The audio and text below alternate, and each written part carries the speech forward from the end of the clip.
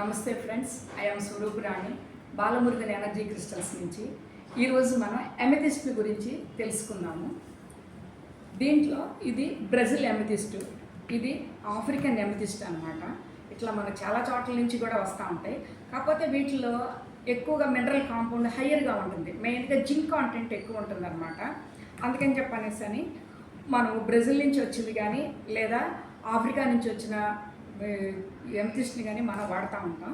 అట్లాగే ఇది బ్రాస్లెట్స్లో రూపంలో వాడుకోవచ్చు వంటి మీద, లేదా ఇలా మాలల రూపంలో కూడాను మనం వాడుకోవచ్చు. అసలు ఈ ఎమెథిస్ట్ యొక్క ఉపయోగాలు ఏంటంటే, మనకి శని భగవానుడి యొక్క అనుగ్రహాన్ని బాగా పొందడం కోసం, తర్వాత రేడియేషన్ లేకుండా, అంటే మన కంప్యూటర్ దగ్గర వర్క్ చేసేటప్పుడు దాంట్లోంచి రేడియేషన్ వస్తుంది, ఆ రేడియేషన్ రాకుండా మనకి ప్రొటెక్ట్ చేయడం కోసం బాగా ఉపయోగపడుతుంది ఇది. తర్వాత మనకి థ్రోట్ చక్రాకు కూడా ఎవరికైనా ప్రాబ్లం ఉంటే ఇది మాల ధరించడం వల్ల కూడా మనకి ఉపయోగపడుతుంది.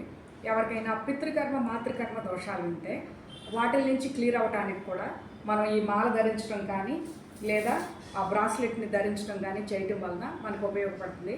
ఎవరైనా మాల ధరించడానికి కుదరనప్పుడు వాళ్ళ ఫోటో తీసుకొని ఫోటోకి తలపైన అంటే క్రౌన్ చక్ర మీద ఈ క్రిస్టల్ని కనుక మనం పెట్టుకుంటే దీని యొక్క మినరల్ కాంపౌండ్ కూడా మనకి అబ్జర్వ్ అవుతుంది.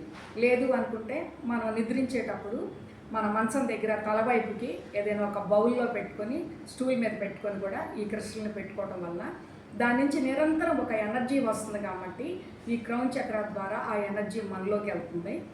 మనం ఆ ఎనర్జీని అబ్జర్వ్ చేసుకోవటం వల్ల చక్ర యాక్టివేషన్లో ఉంటుంది.